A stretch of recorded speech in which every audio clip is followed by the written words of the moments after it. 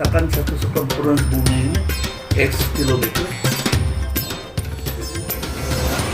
dibagi dengan 24 jam. Jadi besok tinggal 1 jam. Maksud daripada perkataan speed atau lagi yang berkaitan dengan bumi untuk semua. Sama ada kita naik basikal, sama ada kita berlari, sama ada kita naik pesawat, jet car dan sebagainya. Dia punya formula sama. Assalamualaikum warahmatullahi ta'ala wabarakatuh. Jadi kali ini saya akan menyambung tazkirah pendek saya yang pernah saya buat sebelum ini. Jadi ini adalah dikira tazkirah pendek yang kedua lah. Tajuknya seperti yang dahulu juga, yaitu Pemudaah Kahfi yang dikaitkan dengan sains dan matematik. Jadi alhamdulillahirabbil alamin wassalatu wassalamu ala asrafil anbiya'i wal mursalin sayyidina Muhammadin wa ala alihi wa sahbihi ajma'in. Sabda Rasulullah, firman Allah Subhanahu wa taala dalam surah Al-Kahfi ayat yang ke-17 itu yang berbunyi lebih kurang begini. Engkau melihat, wahai Muhammad, engkau melihat ketika matahari sedang terbit, engkau lihat dia condong dari gua mereka, gua penghuni gua itu, matahari itu engkau lihat seolah-olah dia condong dari gua mereka itu pada arah sebelah kanan. Jadi ilustrasinya di sini, ini katakan Apple ini seperti bumi lah, seperti bumi. Jadi sebagai ulangan daripada video yang pertama, sebelah kanan ini, sebelah kiri ini guanya di sini, pemuda 7 orang itu yang sedang tidur lena. Jadi engkau akan lihat, wahai Muhammad, ketika matahari sedang terbit daripada arah timur bumi, ketika matahari sedang terbit, dia condong daripada gua mereka pada sebelah kanan. Jadi ini sebelah kanan, di sebelah kiri. Jadi dia condong itu, arah kanan itu beredar menuju kepada matahari. Matahari di tengah-tengah. Matahari di tengah-tengah. Apabila sampai begitu, betul-betul di bawah matahari, jadi keadaan gua tadi asalnya daripada barat bumi menjadi berada di tempat selatan bumi, dan seterusnya dia bumi berputar lagi macam ini, berputar dan mengikut daripada firman Allah tadi itu.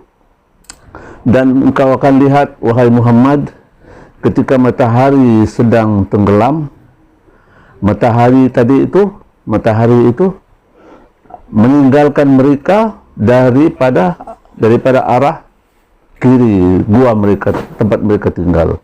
Yang kanan sudah mendahului yang kiri. Jadi itulah sebab disebut dalam Al-Quran itu, engkau akan lihat, wahai Muhammad, bahwa matahari meninggalkan mereka dari sebelah kiri gua mereka, dan seterusnya bumi berputar macam begini, berputar balik kepada asalnya, yaitu di sebelah barat bumi. Jadi kalau kita kaitkan dengan matematik, kita boleh buat rumusan bahawa algebra ada kaitannya dengan firman Allah Subhanahu wa taala di dalam ayat tadi. Seperti mana kita ketahui bahawa algebra ini berasal daripada perkataan Arab, yaitu aljabar. Jadi asal mula perkataan aljabar ialah jabara. Jabara dalam bahasa Arab ialah satu kata kerja, past tense, dalam bentuk past tense, itu kata kerja, al-jabara. Maksud daripada al-jabara ini, maksud dari jabara, kalau di hospital, maksud daripada jabara kalau di hospital lebih kepada menyambung dan membetulkan tulang yang patah, begitu.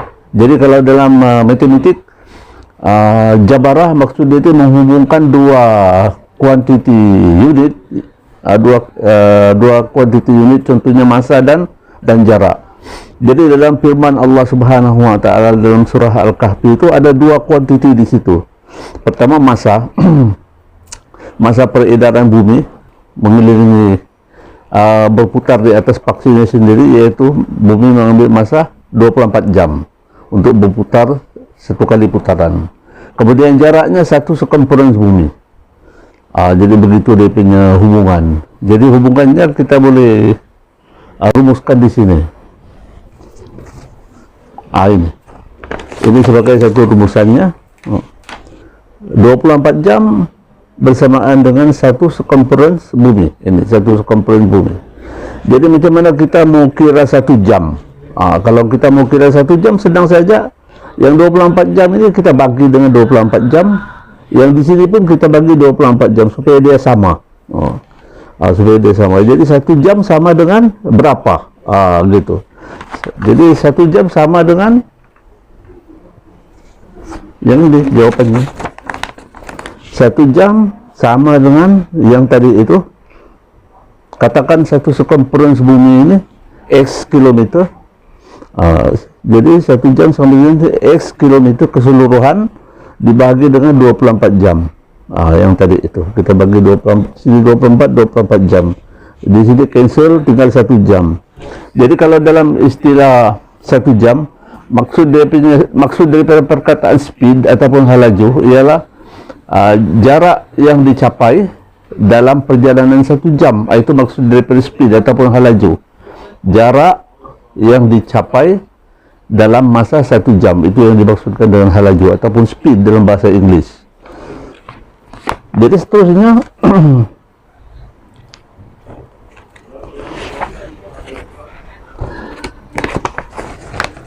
ini yang formulanya. Speed sama dengan jarak dibagi dengan massa. Jadi ini bukan setakat untuk yang berkaitan dengan bumi, untuk semua hal perjalanan, sama ada kita naik basikal, sama ada kita berlari, sama ada kita naik pesawat, jet car dan sebagainya, dia punya formula sama. Speed sama dengan jarak dibagi dengan masa yang diambil. Itu formula. Macam mana cara untuk mendapatkan jarak? Cara untuk mendapatkan jarak senang saja. Ya ini kita ini sejak kita tarik, angkat di sebelah. Macam mana cara mendapatkan jarak? Yang ini kita angkat di sini. Jadi masa kali dengan speed sama dengan jarak. Itu dia punya cara mengira. Jarak, destinasi, distance. Berapa keseluruhan distance yang kita perolehi daripada perjalanan kita kena kira speed berapa, kemudian masa yang diambil. Jadi jarak sama dengan speed kali dengan masa. Seterusnya, macam mana mau mengira masa? Macam mana cara mau mengira masa? Senang saja, masa kita angkat di sini, speed kita kasih ganti di sini. Jadi masa sama juga dengan jarak, destinasi dibahagi dengan speed. Berapa banyak speed yang kita gunakan, jadi masanya boleh ditentukan. Jadi ketiga-tiga boleh kita cari, speed boleh dicari, jarak boleh dicari, dan masa boleh dicari dengan cara pemilu tadi. Jadi kesimpulannya, pemilu speed speed sama dengan jarak dibagi dengan masa diperolehi daripada Al-Quranul Karim. Alhamdulillah. Jadi semoga kita dapat manfaat daripadanya, dan insyaAllah kita akan berjumpa di lain waktu insyaAllah. Jadi sebelum kita berpisah, kita sama-sama baca doa kifarah.